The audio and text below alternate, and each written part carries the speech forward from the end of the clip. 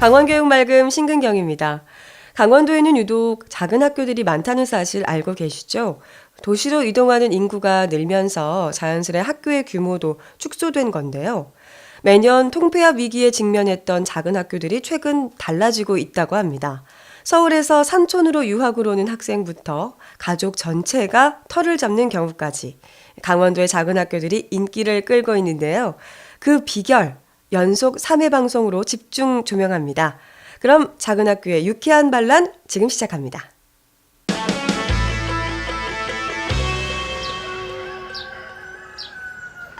오전 7시. 일어나자. 윤서야. 윤서. 단잠에 빠져있던 꼬마 아가씨들이 하나 둘 자리에서 일어납니다.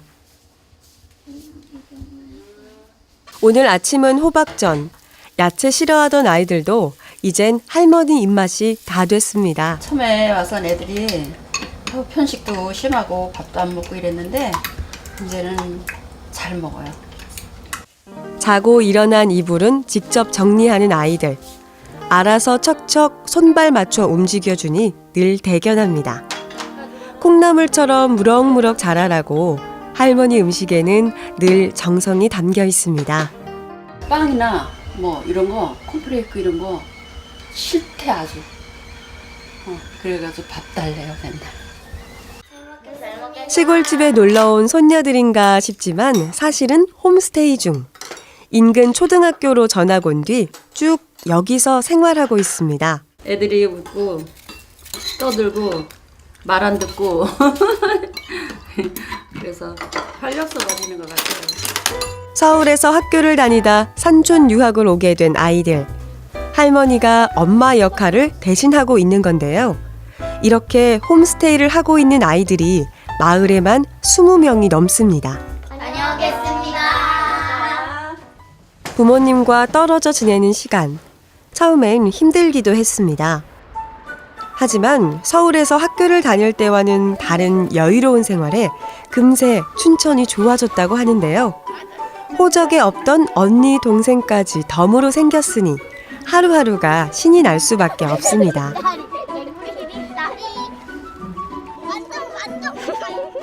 귀여워요. 제가 학교 다니는 길이 소풍길 같은 아이들입니다. 걸어 다니니까 운동도 되고 그래가지고 여기가 더 좋아요. 도시집에서는 여기서 경험하지 못한 자연이랑 막 그런 거를 못 해봤는데 여기 와서 재밌고 아이들의 마음을 단번에 사로잡은 학교. 대체 그 비결은 뭘까요? 송화초등학교의 아침. 1교시는 늘 숲에서 시작됩니다.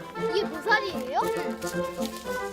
그냥 봄에는 산책하고 여름에는 물놀이하고 가을에는 단풍 구경하고 겨울에는 눈싸움하는 그런 거예요. 학교 앞 둘레길을 걷는 아이들. 어떤 아이는 꽃을 꺾고 어떤 아이는 곤충을 관찰합니다. 간섭하는 사람은 아무도 없습니다. 열심히 뛰고 열심히 노는 것이 수업의 유일한 과제. 자연을 보고 느끼는 것만으로도 아이들에게는 큰 공부가 됩니다. 도시에서 학교를 다니면 되게 늦게 오고 또 피곤하고 공부도 좀 많이 해야 돼서 많이 힘들었는데 여기 오니까 또 자연 속에서 친구들이랑 같이 어울리니까 정말 편하고 즐거운 학교 생활 하루하루가 되는 것 같아요. 송화초등학교가 숲속 교실 수업을 시작한 건 5년 전. 아이들은 자연과 함께 성장해야 한다는 학교의 철학 때문이었습니다.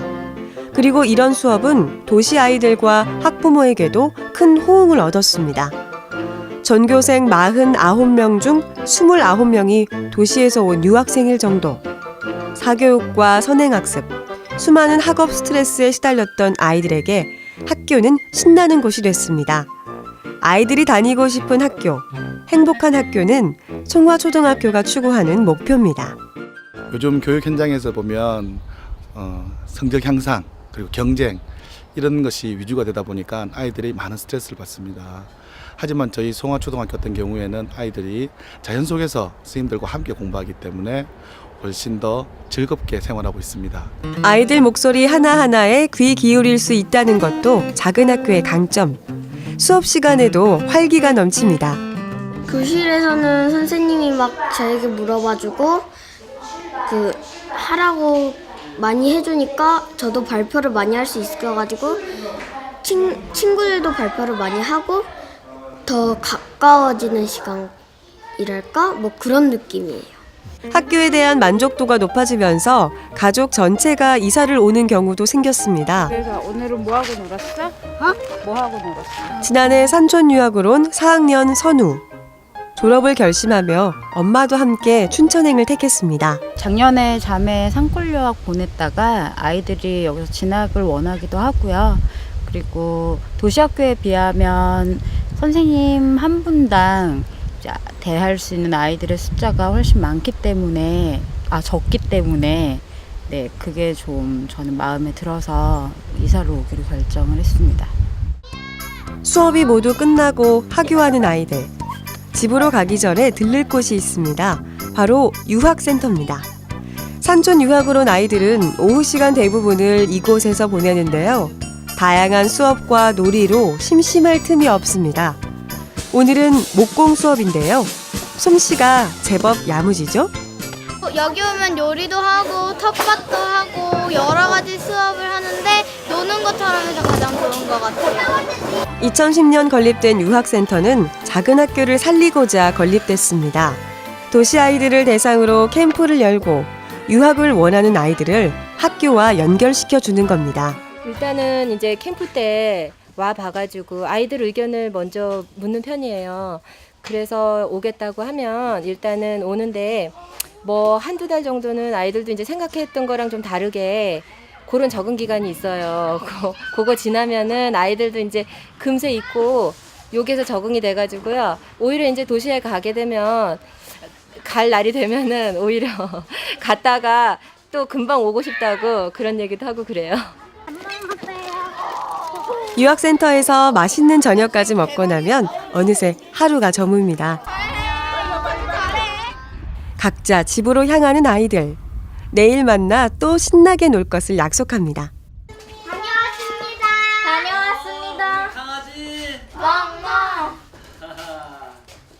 자연 속에서 좋은 사람들과 함께한 하루. 세 자매는 오늘도 또 하나의 추억을 만들었습니다. 오늘은 학교 가는 길에 호랑나비를 보았다. 흰 나비는 많이 봤는데 호랑나비는 처음 본 것 같다. 신기했다. 엄마 아빠가 살짝 보고 싶기도 하지만 친구들이랑 노는 게 너무 재밌어서 괜찮다. 송하초등학교, 나는 우리 학교가 참 좋다. 행복한 학교에 대한 학부모들의 요구와 작은 학교의 혁신이 만들어낸 아름다운 변화, 앞으로도 계속되길 응원하겠습니다. 다음은 강원도 곳곳의 교육 소식을 전해드리는 강원교육 소식통입니다. 교육감 직속기구인 학생안전 강화 추진단이 구성됐습니다. 앞으로 도내 학생 안전에 대한 모든 부분을 관리 감독하게 되는데요. 학원 차량 안전기준 강화를 통해 무사히 귀가를 돕는 것은 물론 대규모로 진행되던 수학여행을 100명 이하의 소규모로 운영하는 등 다양한 정책을 실행할 예정입니다. 학생 안전 강화 추진단은 전문가와 학교 현장의 의견 등을 반영해 9월부터 본격 가동될 계획입니다. 강원도교육청 교류단이 케냐 교육부로부터 감사패를 받았습니다. 도교육청은 2005년 업무 협약을 시작으로 교사 연수, 한국어 교재 지원, 문화 콘텐츠 보급 등 다양한 방면에서 케냐 교육을 지원해 왔는데요. 한국과 강원도의 이미지 제고에 큰 도움이 될 것으로 기대됩니다. 예년에 비해 더위가 빨리 찾아왔습니다. 불쾌지수가 높아지는 시기인 만큼 서로 배려하는 마음을 가져야겠죠. 또한 기온이 높아 음식이 상하기 쉬우니 식중독에도 유의하셔야겠습니다. 저는 다음 이 시간에 찾아뵙겠습니다. 감사합니다.